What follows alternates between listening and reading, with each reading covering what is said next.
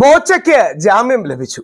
ഞാൻ എൻ്റെ സന്തോഷം മറച്ചു വെക്കുന്നില്ല. എനിക്കതിൽ സന്തോഷം തന്നെയുണ്ട്, ഇല്ലെന്നൊന്നും പറഞ്ഞിട്ട് കാര്യമില്ല. ബോച്ചയ്ക്കുള്ള ഉത്തരവ് 3:30-ക്കാണ്, ഇന്ന് 3:30-ക്കാണ് ഇറങ്ങുന്നത്.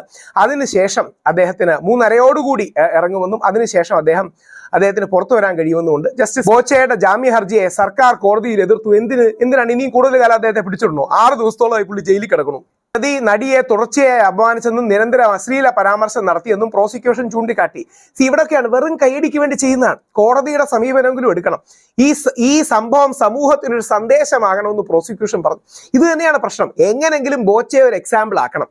എങ്ങനെങ്കിലും കുറെ പുരുഷന്മാരെ ജയിലിൽ പിടിച്ചിട്ടിട്ട് ഞങ്ങൾ സ്ത്രീപക്ഷമാണെന്ന് കാണിക്കണം. നല്ലൊരു മറുപടി ഹൈക്കോടതി കൊടുത്തു. രാഹുൽ ഈശ്വർ അല്ല കേട്ടോ, നല്ലൊരു മറുപടി ബഹുമാനപ്പെട്ട ഹൈക്കോടതി കൊടുത്തു.